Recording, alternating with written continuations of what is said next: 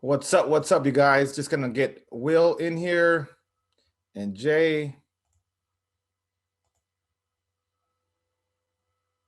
Hope everybody's doing fantastic. I am back here in Los Angeles. Had a safe flight back from Maui. So I'm really happy to be back here in SoCal, especially because we got some new deals to work on. What's up, my man? Kill Will. What's up, Alex? How are you doing, my man? Welcome back to Los Angeles, brother. I am doing excellent. Although I will say this, you get used to the Maui weather and the Hawaii weather so quickly. It's not even that cold. I'm spoiled, man. No, I think the Maui weather is just nice all the time. And then when you come back to LA, which is supposed to be really nice most of the time, you're just kind of shocked at how really nice it is, right? You're like, wow, I need to get back to Hawaii. So it should be a really fun meeting this week, guys. Of course, we're talking networking, and networking is one of the biggest ways to kind of grow your career and grow your network per se. Your net worth is your network. So really excited to talk about networking with you guys today. As always, we're just going to wait a minute or two here just for everybody to kind of trickle in. Would love to get you guys to go ahead and use that chat feature right down here below and let us know where it is that you're chatting in from. Like, where are you doing deals? Are you doing deals in SoCal? Are you doing deals in Hawaii? Are you doing deals somewhere across the country? We want to know where you're from and where we can connect with you. Again, we're talking networking today, guys. So being visible, being out there, and having a place where people can find you. Alex is going to talk about that in a little bit, is posting and providing value with your content. Having that place where people can find you is important. So go ahead and use that chat feature. Let us know where it is that you're from, and we can kick things off here in just a second, guys. I know Alex is going to give us an update on what's kind of going on in his life. He's back here in Los Angeles, which is pretty exciting for us. And without further ado, let's kick it on over there to Alex and let us know what's going on, man. What's up, my deal makers, my tribe? I'm so glad to be here in Los Angeles. It was interesting because I almost missed my flight. I kind of was a last minute thing. I'm noticing a lot more people at the airport in Hawaii, a lot more people at the airport in Los Angeles. So people are traveling. So I was able to catch my flight, but it was pretty close. And so back here, we got a couple new deals to work on. I'll be staying in the Valley most of the time. I'm here towards the end of the month. My property here in Tartan, the owner, we know the owner for over 10 years because my family lives in the area. So I'm definitely looking at maybe even doing AD on this property. And the seller and I are actively talking, or the landlord and I are actively talking about potentially us buying this property. Might do some seller finance or something. So yeah, I'll be here. I'm really excited to go look at a property that we're going to be closing on next week. So we got 4 new deals in the last 10 days, basically in Rosamond, in Joshua Tree, in California City. And then we got the Maui deal last week, but we finally got the disposition on that deal. So I'm going to be doing might be having some technical that deal and difficulties. flipping that property with another investor that wants to do a lot of. Alex, you're getting a little choppy here on our end. I'm not sure if you're having some connection issues, but a little bit choppy here on my end. You actually kind of froze out there. With yes. Yeah, we are having a little bit of technical difficulties. Alex, we cannot hear you. We'll get Alex back on here in just a second, guys. In the meantime, I'll kind of cue in what Alex was mentioning. A couple of deals that we do kind of have in the pipeline right now that are just kind of coming to fruition. We have our deal that we're just now going to be taking down up in Rosamond. We have one up in California City, a little bit further up the way. One out in Joshua Tree, and then as Alex alluded to, taking down the deal out in Hawaii. What it really shows, guys, is that wherever it is that you're looking for deals, there's going to be deals. You just have to go out there and find them. And Alex, if you don't mind just kind of recapping and jumping back in where you were, I know you left off right about when you mentioned that you had the disposition in place now for Hawaii, and would love to kind of hear what your plans are with that one. Yeah, of course. Sorry about that, guys. I'm having technical difficulties, but thanks for hanging in there. So yeah, the Maui deal, we had that under contract last Monday, but wasn't sure if I was going to wholesale the deal or if I was going to do a flip myself on it, or if I was going to partner up. And we showed the property to a couple of potential partners and or people we were going to wholesale the deal. Wholesaling the property that is has an amazing view. It's over the $1 million mark. We got it under contract for 1.35. I mean, it's not the typical properties, and it's a lot of cash needed to do the deal. But I negotiated seller finance in the deal, and I'm doing a joint venture with the money partner where they're bringing on all the money, and I'm going to be the boots on the ground, helping relocate the tenants. But we're going to do more of a hotel. That's kind of our primary goal with that one, where we're going to, as I mentioned, relocate the tenants and then renovate the property, but very minimal, just because it's super clean. The property is built in the early 90s, so it's not an old property. We're just going to clean it up, lipstick, facelift type of thing, and then put it back on the market and attempt to sell it at 1.7 or more. Yeah. It's so exciting, you guys. First deal in Maui. Congratulations. I know everyone's been, hearing our stories and all of that. So it's really great. We're going to be doing a poll now. Yeah, that's going to be 20 tickets for both. Moving forward. Will, if you want to do, and our poll for today is, are you comfortable doing in-person networking events at this time? Now that things have been starting to open up in California, everyone knows, everyone's getting their vaccine, everything. A lot of people are starting to do meetup events. So that's really exciting. Summer's right around the bend. As mentioned, Alex is in town in LA until the end of the month. So we just wanted to ask everyone how you guys are all doing and how you guys feel about networking with that. And just to give you guys a hint, it looks like everybody is all aboard in terms of doing in-person networking right now. I'm seeing a lot of yeses and not a lot of nos, which, again, like you said, Alex, you're starting to see a lot more people do some traveling. A lot more people are getting out there and starting to get back out and about. And so I think as we see that happen, we're, definitely starting to get a little bit more, excitement from people and saying like, hey, it is time to get out and do some networking in person. So I know we're going to have another networking event coming up here sometime soon, guys, and we'll keep you posted on that. In the meantime, did just want to give you guys one more update. You can go online to YouTube, hit up Alex Camacho TV. Make sure you give both a like and a comment on one of the videos that we've posted on there. If you're on there, you might as well give a subscribe as well. And if you do that, we're going to go ahead and give away one complimentary coaching session with Alex. So that should be really fun for you guys as well. Without any further ado, let's dive into some questions. And Alex, I know we have a couple of questions that are networking related before we bring everybody back here together. And one that I have is like, let's say that you've met a couple of people, right? You've gone and done a couple of networking events. You're getting out there. You're showing face. What are the next steps? Like, how do you nurture those into future relationships? Right. Well, I mean, the first thing I want to say with the future relationships is that it kind of depends also on the context in which you met the person, right? And so what I like to do when I meet people, as I mentioned to you guys in the past, is I want to figure out their goals, whatever that may be. And then that way, when you're, doing that initial follow-up with them, checking in, you have somewhere to start, right? Where, okay, hey, you said you wanted to, to send text messages out, or you're going to do some cold calling. Have you been doing that? And just kind of circling back around based on your last conversation. And hopefully you started with that, right? Where you started with their goals. So I would definitely say that. And then just really figuring out, a little bit deeper and going deeper with them that time around, because oftentimes when we meet people for the first time, it's something where we didn't get that much information. We were just kind of a quick interaction. So you really want to go deeper on follow-up conversations. So I would say that would be, ways that I nurture relationships once I've formed them. Yeah, that's a really great question, because I know a lot of people in this webinar, we've done 20 weeks now. And a lot of times, you meet these people, hey, how's it going? And then, how do you keep up that connection and relationship? Because, I've met a ton of people since I've met with Alex and everyone, and keeping up to date with everyone, it can sometimes be hard to juggle. So that's a really great question. Good advice. Next question that we got from people, tips on how to raise capital through networking. Well, the first thing is you need to be actively sourcing deals. If you want to network with people and raise capital through networking, then you should have some live examples or at least some hot leads, because that helps you have conversations based on real scenarios compared to like, hey, do you want to lend me money if I go get a deal? That's a different place than, hey, I got this hot lead over in West Covina.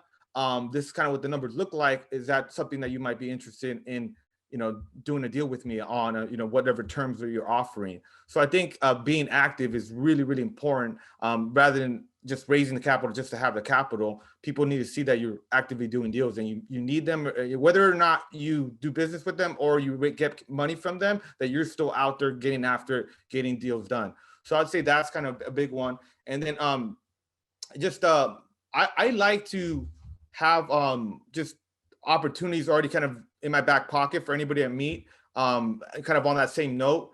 That way you can test them fairly quickly and see if they're ready to invest, because oftentimes people say they're ready, but then when it comes down to it, they're not quite ready. So you don't want to assume that somebody is definitely ready when in reality is they're just kind of poking around.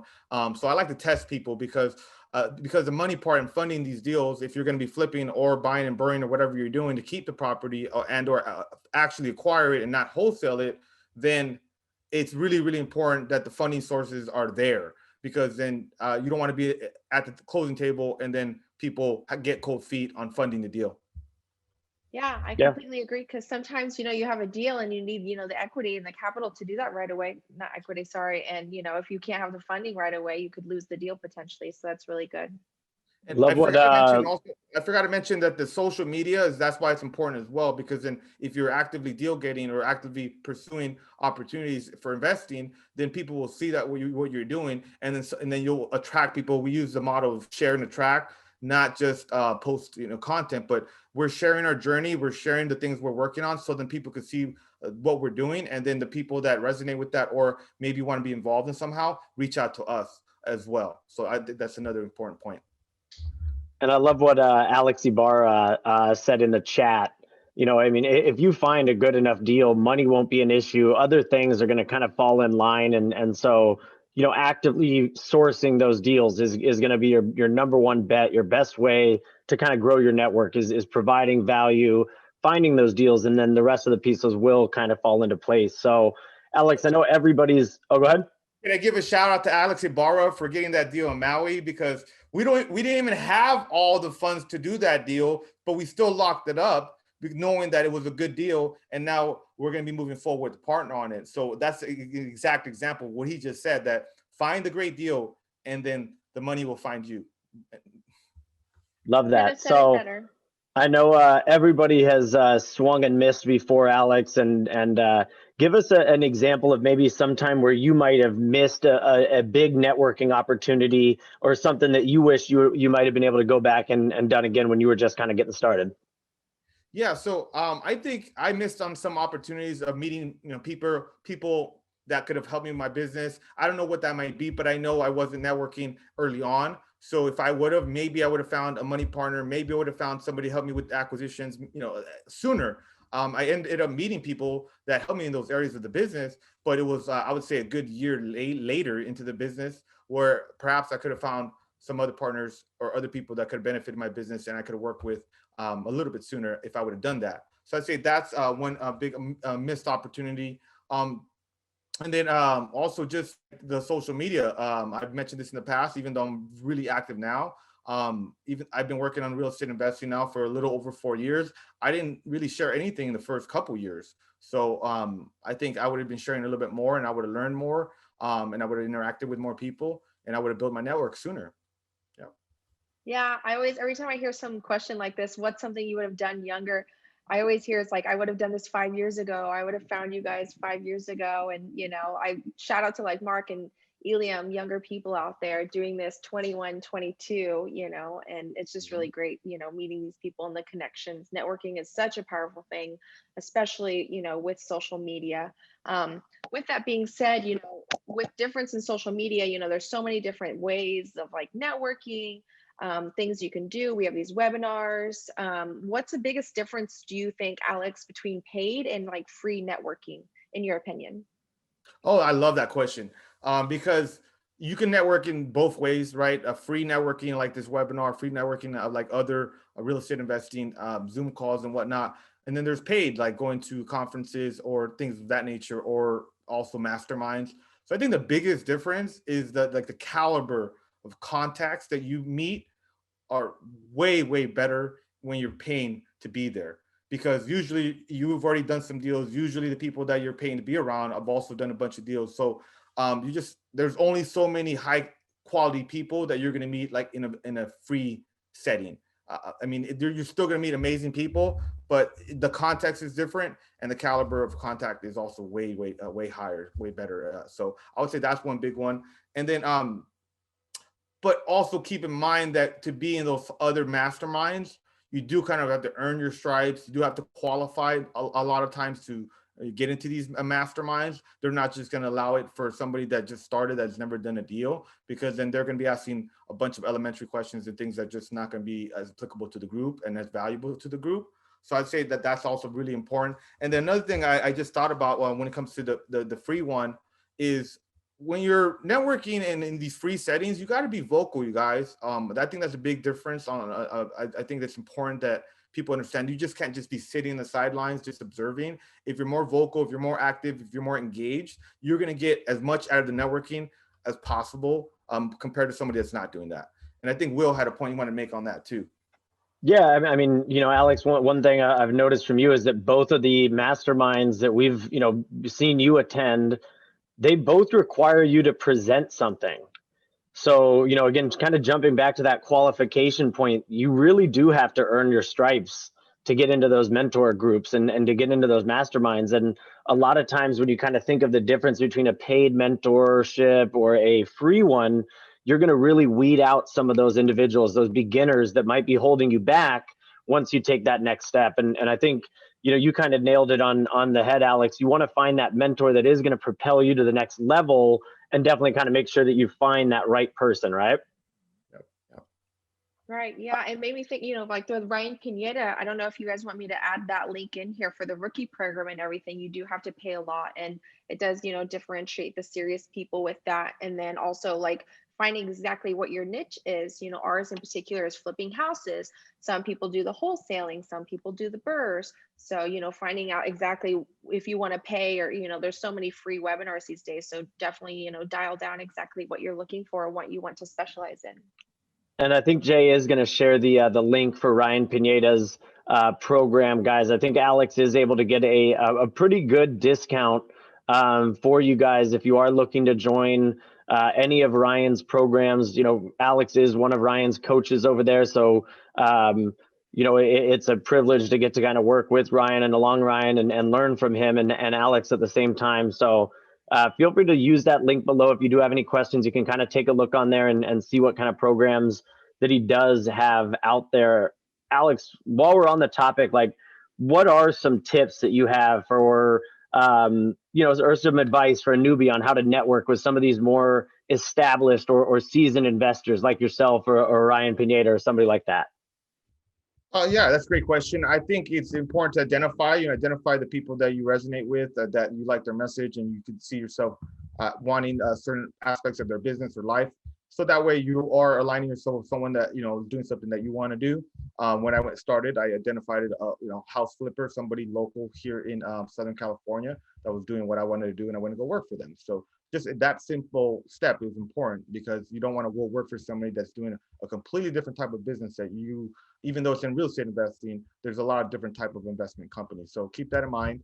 And then taking an inventory, guys, take an inventory of like your strengths, your weaknesses, your natural workflow, all the things that make you different, all the skills, all the resources, everything that you bring to the table. Because a lot of times we don't do that, and then we sell ourselves short, and we think we're bringing to the table less maybe than what we probably are. So I think make a really clear list of the things that you bring to the table, so that way when you have conversations with people that are higher level, you can sell yourself, you can present yourself in the best light, because you've done the work to identify what that really is. So do that, and then think about your logistics and your availability. Logistics meaning like, okay, if this person is predominantly investing in properties that are like in South LA, and then you're in San Bernardino, which is like, not that close by, an hour, 2 hours away, what's the likelihood that you're going to be able to shadow that investor going on properties and be at their office, helping them out with stuff, on the computer? It's just unlikely. So I think you need to find good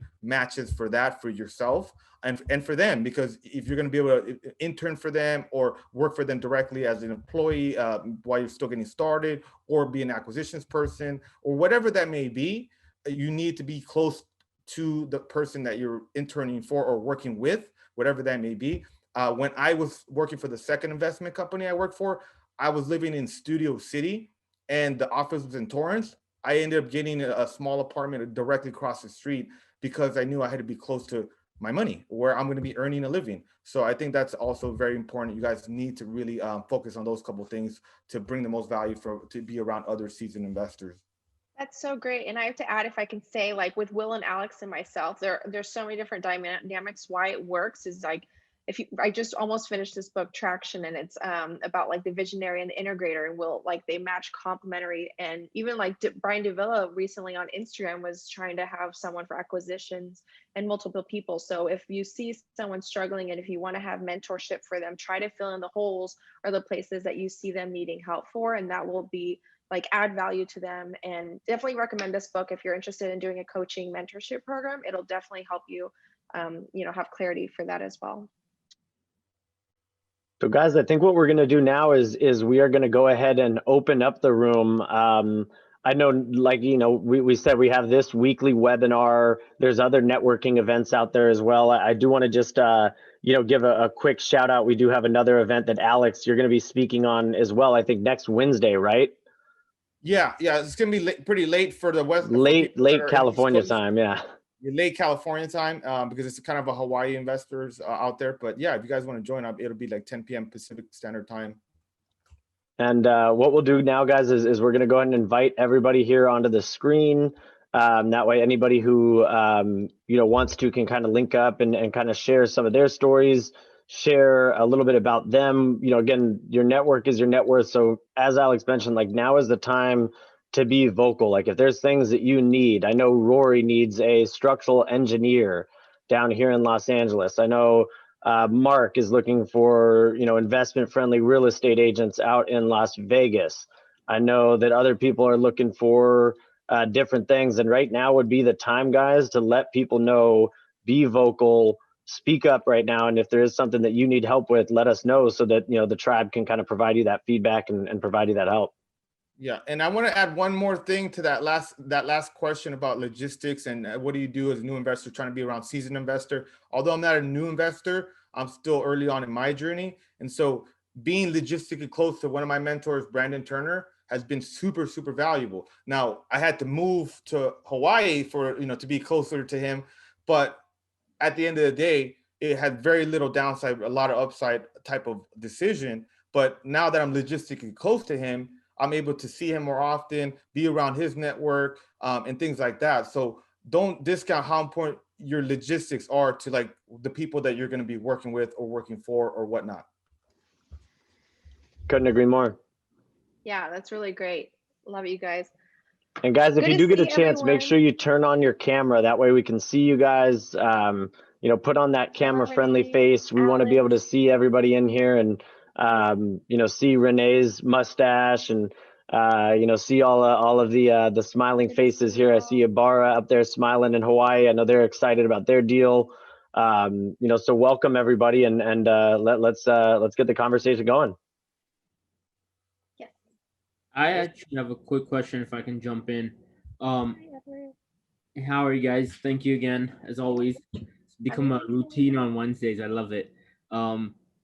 I actually reached out to Clint from when he came on last week and asked him about Ryan's coaching.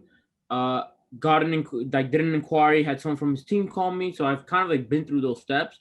But the biggest question I had regarding that coaching program is because it's not that it's crazy expensive, but it's also not cheap. It's what do you think are the biggest things you could gain from it that someone who, like, I'm a real estate agent, so I kind of know how the market is.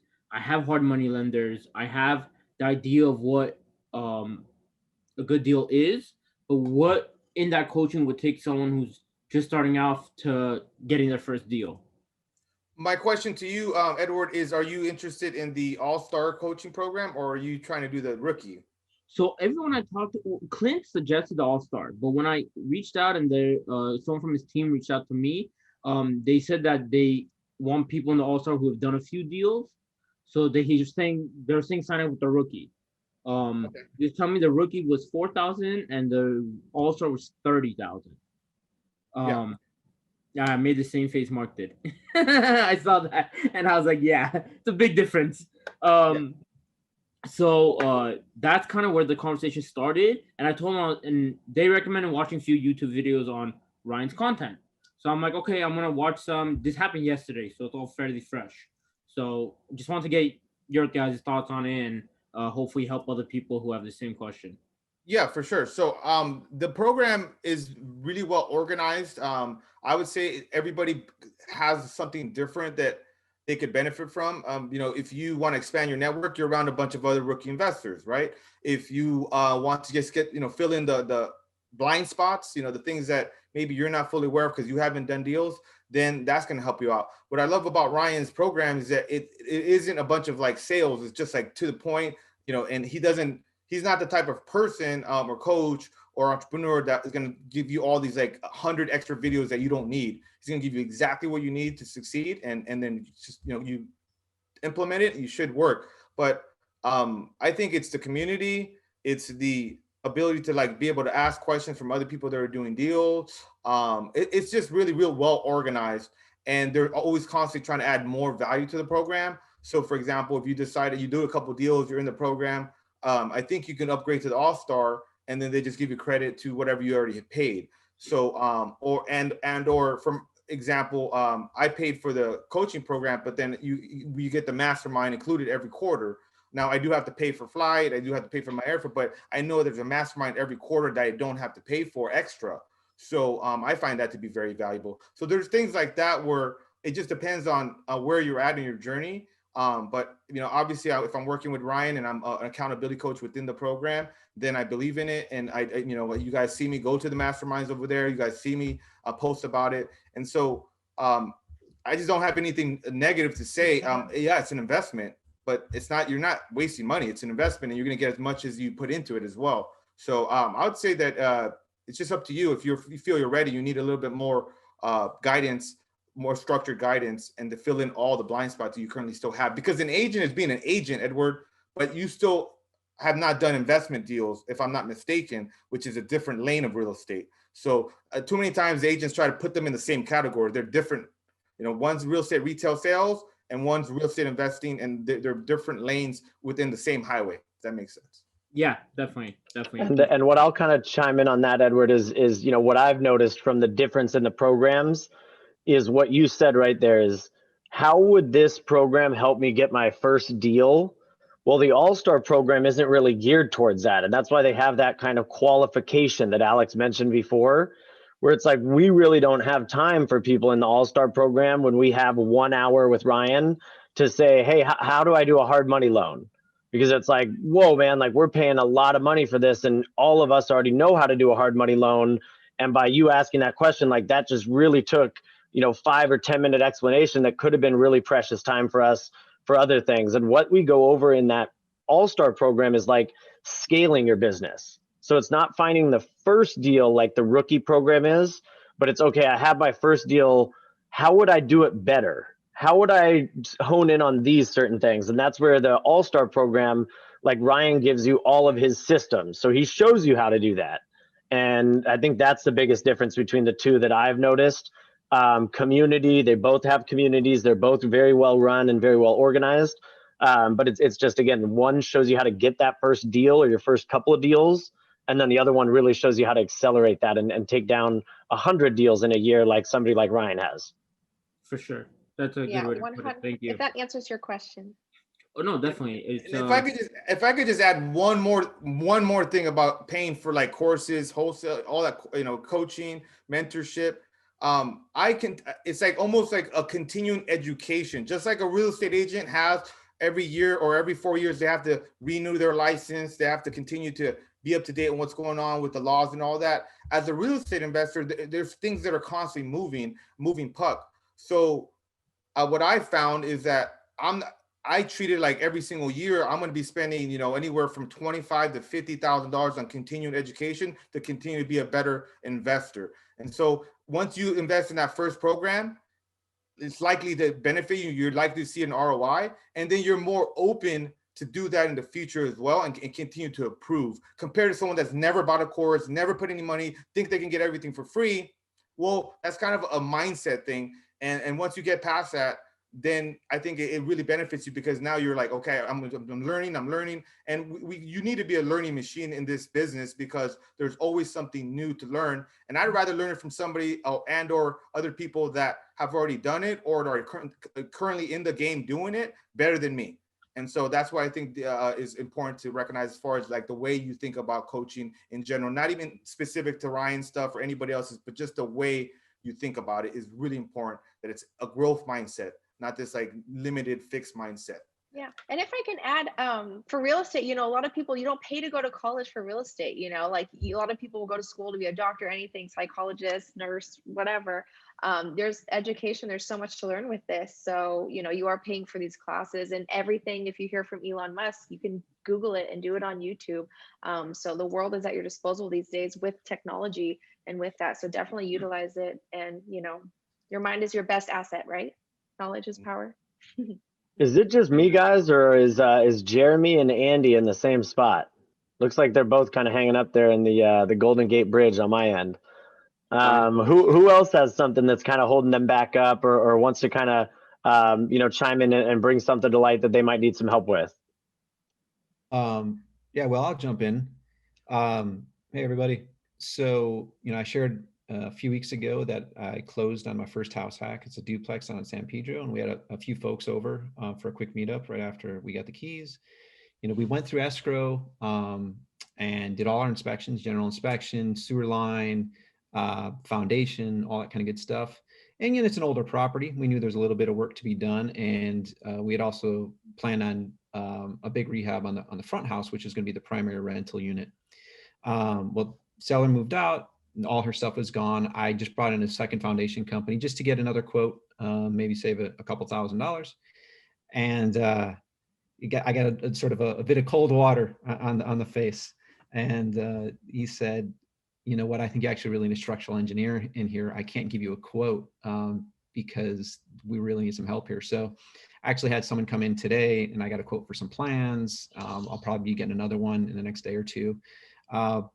But it was really sort of a tough thing to face when you weren't expecting that sort of curveball. But because of all the networking I've done in this group with other local Los Angeles investors, with a mentorship program that I'm in, with just through social media and such, I was able to reach out to a bunch of people and get a bunch of different leads and ask for people's advice, when they've encountered curveballs. Doesn't have to be necessarily foundation and stuff, but just sort of having that, and then the people who support you was really, really valuable to know that I wasn't sort of just in my own echo chamber, Yeah, 100%.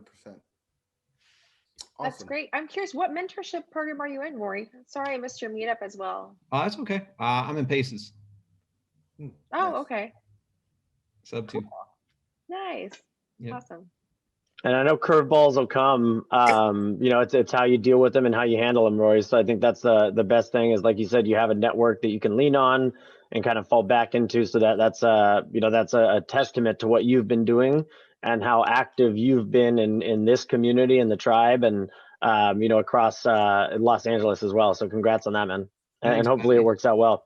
Yeah, no, and the network is really helpful. I mean, I'll tell you, in private moments, you certainly get down on yourself and you get really frustrated. But not only the people you network with, but people in your personal life who help support you and kind of get through it. And you just know, okay, we didn't expect this, but we'll get through it. We'll find solutions, and then that's where your network comes in, where they're able to say, oh yeah, when we had this, let me give you a few names. Here's a few numbers, and just try to figure it out. Yeah. I think another thing to know when you come to networking, when you network with other people that are doing more than you, it's helpful because it gives you perspective. So like this weekend, I was hanging out with Indar from Hawaii. He's a pretty big investor. I mean, he's doing like probably 10 flips at once in Hawaii. And then he's like, yeah, I got to raise like $700,000 and I got to raise like 200,000, on a deal or some of the stuff I'm working on. So he has like way bigger problems than me. And the stuff he talks about is like higher level than me. And so I'm like, all right, cool. It helps you get perspective as well. And then your problem, it doesn't seem so insurmountable. So I found that to be super helpful because anytime, I mean, I get down sometimes as well, just like you, Rory. I'm like, man, I'm stressed out about this. How am I going to do this? How am I going to do that? And then, I talk to some other investors that are doing more than me. And I'm like, all right, cool. Well, I'll figure it out. If they're going to figure that out, my problem isn't as big as I thought. I heard Alex tell that same story, but it was with AJ Osborne in the spot, and he was like, "Man, I was sitting there, and AJ was talking about jets and what private jet he had to get because his was having an issue." And Alex was like, "Whew, wow, like jet problems, And I'm sitting here dealing with a couple of other different, I have a plumbing problem over here, and you're worried about your jet, like." But it gives you that perspective. So again, I think that was well said, Alex and Rory. I know that you'll be able to lean on your network and get through this thing, man. Yep. Yes. Thanks for sharing. Anybody got any good deeds as what was it? Leads, needs, and good deeds. Taking that from Kiko Capital. I'd like to share something. Ulysses. Yeah, what's up, Ulysses? What's up, guys? So I've been cold calling, and there's times where I get kind of frustrated because I haven't hit anything. So I decided to squad up with sub 2 student over here in NorCal. So pretty excited about that. We have a Zoom meetup on Saturday to see if finally I could something could happen because nothing has happened yet. I feel kind of stuck right now. So are you getting leads? Are you getting leads consistently, or what's the holdup? Yeah. I've been I don't know. I have on my CRM. I have about like 300-400 leads, and I've been calling on my days off. And I don't know. I just I talk to them, and I just don't know what's going on. So like for example, like earlier today, I probably called because I had a little time frame, and I probably called like maybe like 10 properties, talked to like 5 owners, and then after this I'm gonna hit up the calls again and see what happens. But yeah. My question is when you're calling these people, like when you say you have 400 leads in your Podio, are those like your hot leads, like your warm leads, like leads that are ready to go, and then you have another pool of numbers that you're calling from, or how are you kind of breaking them down? So how I got them is driving for dollars, and I just put them in the CRM, and I'm just going one at a time calling, and that's just how I'm doing it. So one thing that I like that Clint was saying is Clint kind of did 3 hours a day, and he always just kind of set aside that time, and he always did his callbacks first, and then he does his regular, calling after that. And so that would be the thing I would focus on, is like find those 300, 400 leads and find out like who are my hottest leads, like who are the ones that I think have a chance to sell their house, and let me focus on those first. And then the other ones, you just kind of cycle through and follow back every couple of weeks. I know Vlad has mentioned that as well, is keeping that kind of nurtured, warm, and hot cycles of your leads and making sure that you're focusing on the ones that are most important. Okay. Yeah, makes sense. Yeah, and ideally, you want to set up a sell appointment to see the property and see if they're willing to sell like now. And sometimes having those tougher questions and taking action to see price numbers and all of that. So have you had any seller appointments, if I may ask? No, I haven't. I call them and I just I tell them if they're interested in selling, if they're open to an offer, and they're just like, no, not right now. And then sometimes I have a good little conversation with them, but nah. What we look for 4 pillars. We look for the price, the condition, the timeline, and the motivation. And the way that I look at a cold call, Ulysses, is kind of like going up to a girl at the bar. And when you're at the bar and when you're out there and you're talking to somebody, like, you don't just walk right up to them and say, hey, do you want to go home? Like, do you want to sell your house? Because it's really abrupt. It happens really quickly. And that's why you'll notice in Alex's cold call last week, he kind of gives them a little bit of rapport first and softens them up a little bit to get to the point where it's like, hey, at least I know this is you. This is me. I'm a person. I'm trying to grow my business. I'm trying to, put food on my table. I'm trying to help you.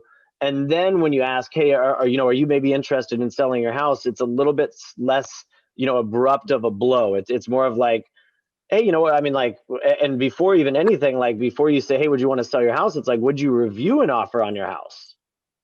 Because that's the big one is, would they review an offer? And if they say, well, yeah, I would review one, almost nobody, like if you asked me today, Will, are you going to sell your Mercedes? No. But would I review an offer on it? Well, tell me more about the offer. Like, I paid 10 grand for it. Are you going to pay me 12 grand? Because if that was the case, then I would really have to consider furthering that conversation with you. But if that isn't the case, then I'm going to probably have to say, hey, let me pause on that. And no, I had no intention when I woke up this morning of selling my Mercedes. Didn't even cross my mind. But I would review an offer if it made sense. And I love how Alex uses that in his cold calls. You're reviewing that offer. You're not asking them to sell their property. My biggest advice, Ulysses, is just you really just have to get those reps, a large volume of calls, because I mean, calling like 1 hour a day here and there, or even if it's just 1 hour a day, it's not that much. I mean, to find that motivated seller that has a big problem, you usually have to call a volume of leads, and then the ones that are hot, continue to follow up with those. And then it might take you 2 months, to get that solid, like 3 months. It might take months, but once you're doing it for like a couple of weeks in a row and you're not getting any traction, it's really easy to feel like this is not working. But you're not going to have a magic line to convince someone to sell you their house at a deep discount. I've never seen it. It's more so you're calling enough people, you're polished enough, but not perfect, to find somebody that genuinely has a problem, and then you don't mess it up from there. You follow the script, and then they're genuinely motivated and they genuinely have a problem. So you can really build off of that compared to someone that has. Okay, so compared to somebody that might have very low motivation, I would say it's really my biggest advice is just make sure you're putting in a large volume of calls, and then you get good on the phone, and then you get better at spotting out true motivation. And then when somebody really gets on the line and they're motivated, and you've been calling and you're good enough, you can convert that, compared to just maybe calling like 1 hour a day. I mean, it's still, compared to not calling, it's definitely better. But when you're not getting that volume of 2-3 hours a day at least, it's really hard to come across motivated sellers consistently and to feel like it's actually working. Because if you don't feel it's working, it's easy to sound not that positive or not that enthusiastic. But you got to keep that enthusiasm. You got to keep the positive energy on your phone calls, because people can hear that as well. So just make sure that's that you're putting the volume of calls that you need to actually get enough motivated seller leads. Might just have to get a dialer, because I probably call like I usually spend like 12 hours a week at least because of my work. So I might just consider a dialer, because it just takes too long to look a property up, skip trace, and then individual typing in on your phone. It really is time consuming, man. The dialer allows us to dial 4 numbers at once, and I've heard of dialers that let you dial up to like 8 to 10 on like Mojos and things like that. So it really does speed things up. Yeah, cool, man. Quick show of hands. Who else is calling? Can we get a quick show of hands? Who's calling? Let Alex Gabar chime in on that. Yeah, Ulysses, real quick. We're calling out here in Maui a lot. The one thing I'd mention is you got to make sure your lists are fresh too. Sometimes I know it's easier said than done, especially when you're driving for dollars for a lot of your leads. But 300 to 400 leads. It might need a rest every now and then, maybe supplement it with if you buy a list up from list source, but that's also going to make a big difference, is making sure you got some fresh, good lists to be calling. What I was saying is, can I get a quick show of hands? Anybody raise their hand if you are also currently making phone calls, outbound, reaching out to sellers, and you're running into any of the same issues that Ulysses is running into. Because again, I love what he said earlier about kind of squatting up, and that could provide anybody else that's having those kind of an issue an opportunity to say, hey, let's both listen into each other's calls. Let's see what's kind of going on here. I know for me, I listen into all of our cold callers calls. So I get a report at the end of the day with their calls, and I get to kind of listen in on those. And that's where we're able to provide feedback and coaching so that our callers are able to get a little bit better as well. And, it's as easy as just kind of recording a call when you know you're going to have one and just sending it to somebody in your network or in your tribe and saying, hey, would you mind just listening to this and telling me where I could have gone wrong? I know, I listen to some of Alex Ibarra's too, because I get, his reports, and, it's really easy for us to kind of figure out what works and what doesn't when you're able to listen and hear other people's voices on the calls. Yeah, I was thinking actually putting in the Facebook group of setting a set time a week, and I can send a Zoom or something. So if some people in here want to hear some cold calling, I can do it myself or something like that. And if you guys are interested, let me know. I'll try to set a set day and time each week to do it for like a couple hours. And if you're available, you can hop on. Also, to go back to something that I'm gonna put in real quick. I posted on the group 2 posts. One was regarding doing like a Zoom call like this, where you just get on, you can mute it if you want. You have the chat open and you have the dialer running. If anyone's still open, do that. Let me know. Some people liked it, but I didn't get any messages or much response. And also, if anyone needs contacts, I found out because another person in this chat asked me. They messaged me right after the webinar finished, and they're like, "Hey, can you do out of state?" I was like, "Honestly, I have no idea." I found out I could do anywhere across the U.S. Pulled leads for him in Indianapolis. I live in LA, and I sent him 240 leads, contacts, home address, phone number, equity, and absentee. So I filtered it out and sent it to them. If you need leads, if you need contacts, doesn't matter where you are, message me. It takes me 5 minutes to do. You're not bothering me. One person messaged me, and I offered this 2 weeks ago. So up to you guys. Ball's in your court. Love it, guys. Who else has something they're struggling with, guys? And anybody else? Again, Alex mentioned this is your chance to kind of chime in and be a little bit more vocal if there's anything that's holding you guys back.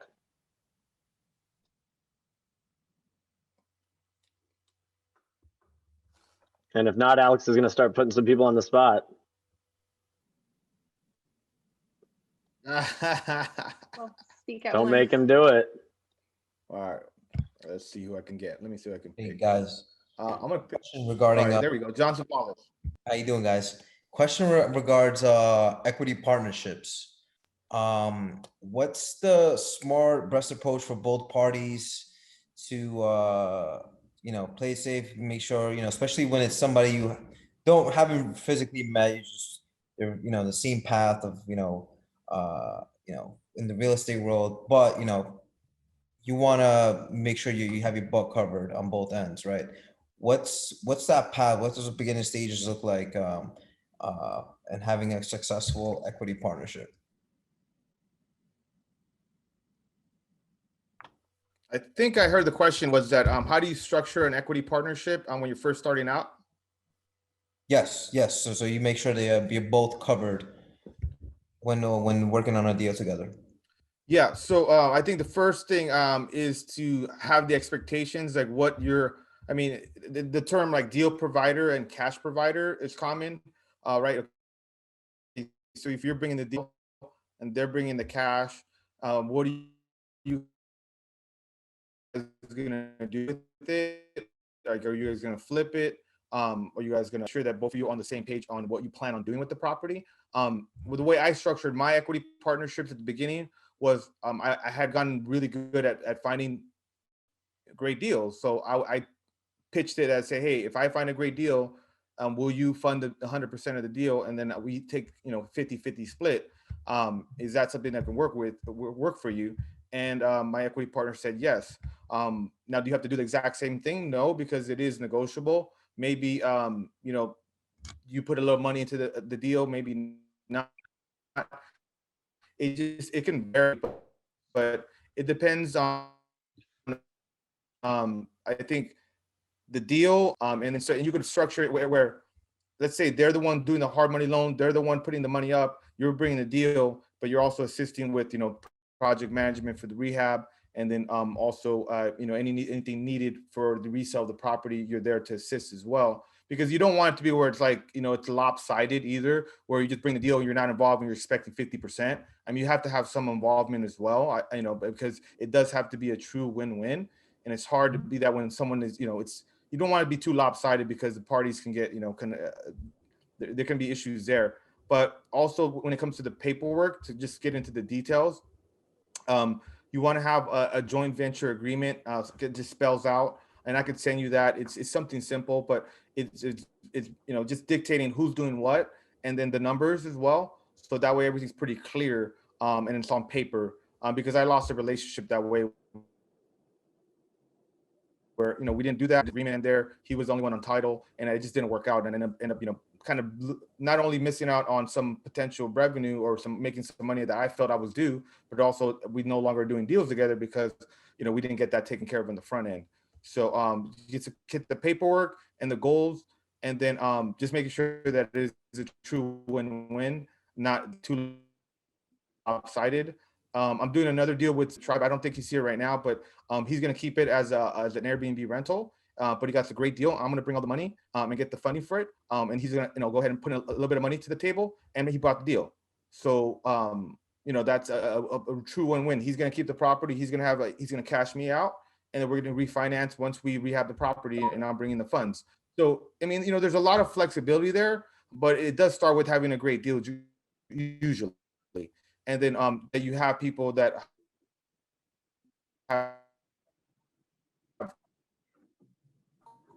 a complementary resources or skills for that equity.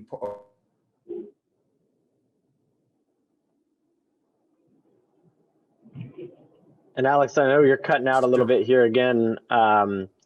Just so you guys do know, on the Facebook page, we'll go ahead and post the link in here in the chat right now, but Alex posted a copy of that JV agreement on the Facebook page. So if you just go to the Facebook page, hit up the files section on there, you can find a copy of that JV agreement right on there. If you guys have any questions on it, let us know, but it's posted in the group for you guys if anybody does need it and wants to kind of use that moving forward. And speaking of that, I think JV agreements, John, are a great way to kind of grow. Yep, that's the one right there. You found it. So those are a great way to kind of grow your network as well, because like Alex said, if you bring a deal to the table, you're going to get to meet that whole person's network. You get to meet their contractor. You're going to get to meet their engineer. You're going to get to meet their handyman, their agent, their title person, their mortgage lenders. You're going to get to meet their network when you do that project with them. And even that can grow your network tremendously. Yeah, I actually been approached with someone that they're interested in working with me, but they would like to start off the relationship as me providing a private loan, and then kind of the stepping stone for then possibly then jumping into a equity partnership. Any advice with that on like how to go with that deal on possibly coming in as a private lender, and then for the next potentially building on that relationship from there on? Is this from someone you and I both know? This is Rory. Hey Rory, what's up, man? I don't think so. Okay. I'll send you a name of some person afterwards. Yeah. So what are you bringing to the table, and what are they bringing to the table? So like I said, so this starting off a relationship where I come as the private lender, and then for possibly exploring future deals where then I could come in as an equity partner.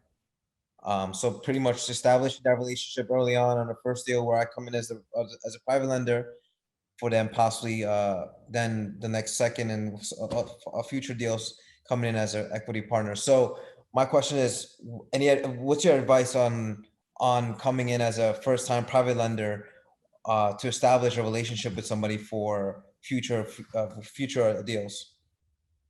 No, I like that. I like that because as a private money lender, you're probably going to make a little bit less, right? You're going to get a percentage like 10% or 12% on your money. So you give them 50,000, you get 10% of that's 5,000. That's great.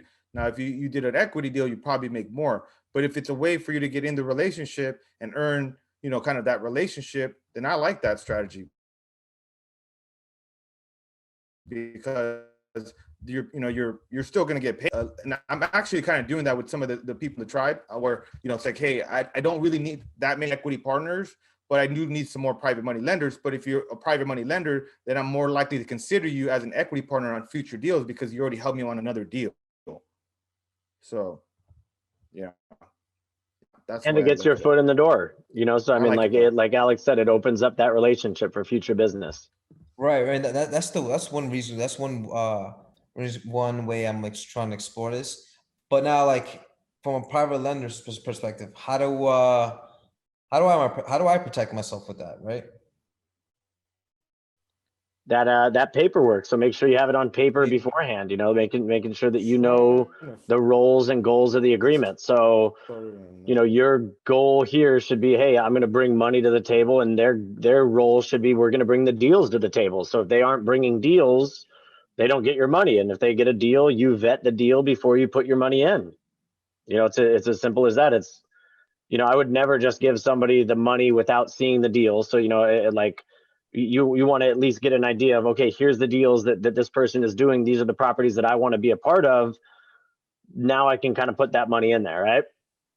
Right. Hey, John, I'm doing this exact same thing. I don't know if you're doing this in your home state in New Jersey, but I'm actually doing this in New Jersey right now. And I've got some boilerplates I can share with you. Yeah. Let's connect. Mm-hmm.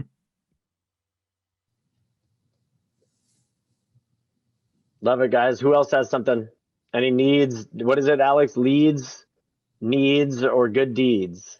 To steal it from the guys over at Kiko Capital. Anybody have anything they need? Anybody have any hot leads that they're a little bit struggling to take down, and they're like, hey, I think this guy's ready to sell, but I just can't get him to the finish line. If you need anything, any leads or any good deeds that you just want to share that might be beneficial for the rest of us.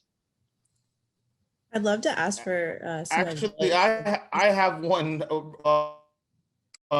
We need more people for like tile and things like that. I need somebody for flooring and tile in the Antelope Valley. So if anybody that does flooring or tile in Antelope Valley, please let me know. Boom. Love it. Meg, what did you have going on? It was more of a question. So Alex and team, I'm working 40 hours a week and trying to find myself a good real estate mentor. I'm also house hacking one property and trying to get it rented out to tenants. And then I'm also landlording my other property. But as I'm so doing all this, right, I'm busy is I guess what I'm trying to convey here. And I'm trying to figure out the best way to get a mentor through some of this networking stuff in the Tampa Bay area.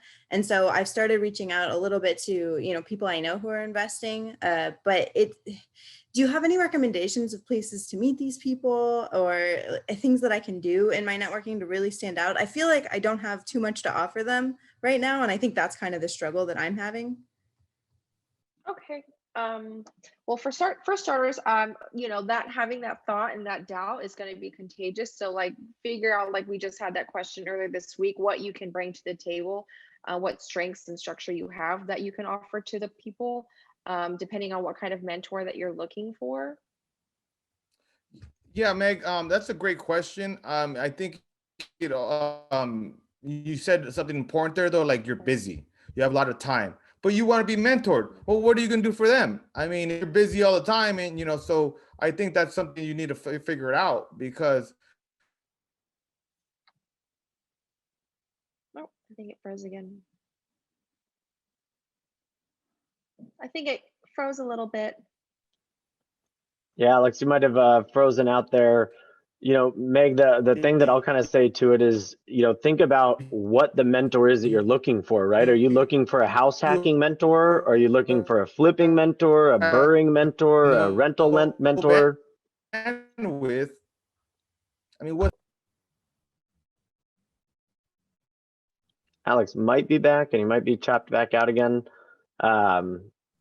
But Meg, that was my thing is like, what mentor is it you're looking for? Are you looking for a house hacking mentor? Are you looking for a rental mentor, a landlord rental? Like which mentor is it you're looking for? Because again, like Alex said, what are you going to bring that person if you look for a flipping mentor and you've never flipped? Or if you're looking for a landlord mentor and you have one rental property, then that person might help you get to 2 or to 3 or to 4.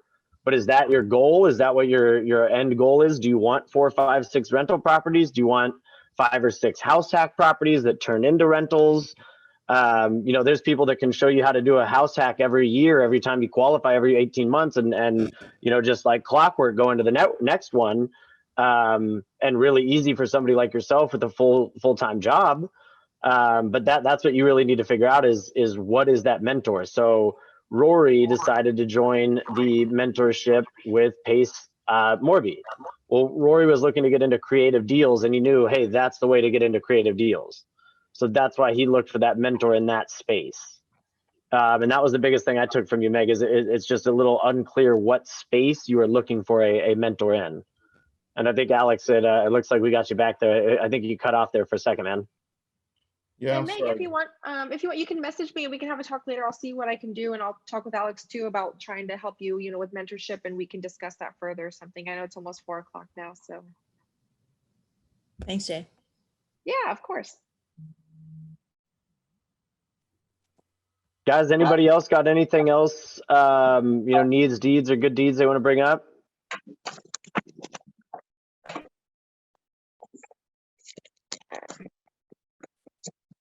This is your chance, guys, before we end the call. If anybody has anything that they're, you know, struggling with, anything they need help on, you know, now is the chance. Did we lose Alex? Is there a link if we want to sign up to the rookie coaching for Ryan? You said that we might be access to like a discount or like a special link, or because I don't know if anyone else is interested, but I'm leaning towards signing up.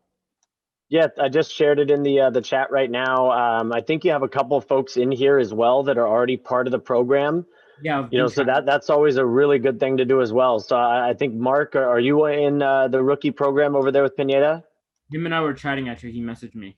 Yep. So you know, I mean, like, reach out to people that are already in there and get some feedback, some insight from them, and they can give you, you know, a lot of information about whether it's helping them and how beneficial it's been. So Mark, if you don't mind sharing a couple quick thoughts on the rookie program so far over there with Ryan. I know Alex and I haven't done it. We're in the All-Star one, but we chime in every once in a while on the rookie one. How are you enjoying it so far? Yeah, no, can you guys hear me? Yep.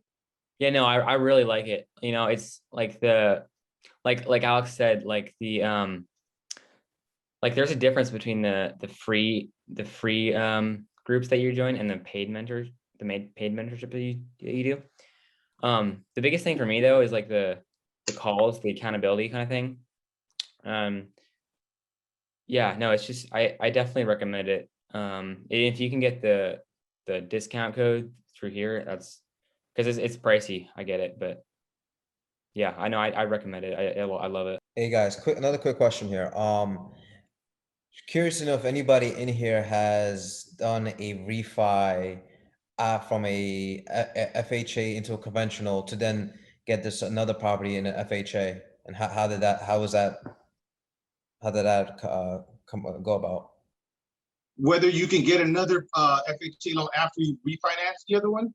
Yes, so for converting the first FHA into a conventional to then get another property under an FHA. Are you having a problem doing it? Or I mean, you could actually have 2 FHA loans if the property's like, you know, a certain distance from, you know, each other. But yeah, if you're already out of the loan, why would you not be able to get an FHA loan again? Well, no, just because the one I have it's the 1 year mark is coming up, and I'm trying to be strategic on like how do I get that PMI out so then I could get this another property with an FHA as well.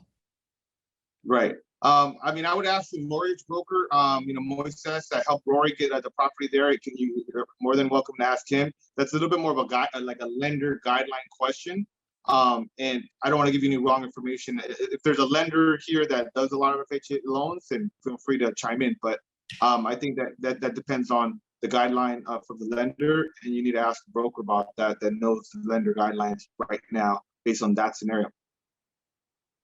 Yeah, I figured just ask if anybody's gone that route yet. Well, you wouldn't be able to have both of that. I mean, more likely you wouldn't be able to have both at the same time. So you'd have to line it up where you're refinancing and then applying after it's already been done. But if you're trying to do both concurrently, I don't know, that might be a little bit difficult because they do track these mortgage applications. So you know what I mean?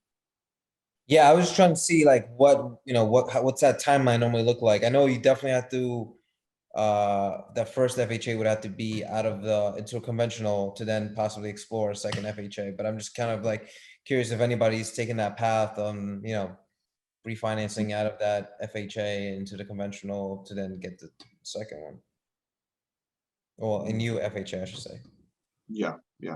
I believe I might be mistaken that it's like you can get one as long as like 3 years have passed by, or you have the equity in the property. But again, I think it's just talk to a mortgage broker because they change the guidelines yearly, and sometimes something you could do before you can't do it anymore, or sometimes they see that it's a need and then they enhance it and they allow it now. So I think it's more based on the current guidelines than anything.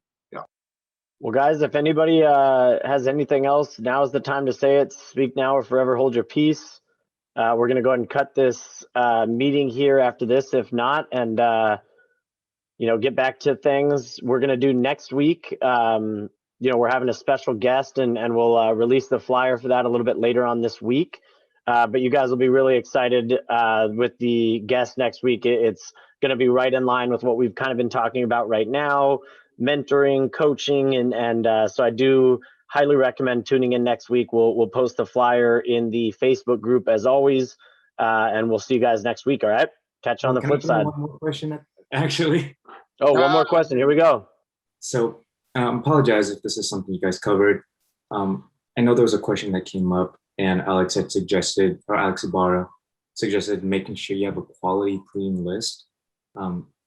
What's curious to know, what's your guys' method again for getting like a quality list?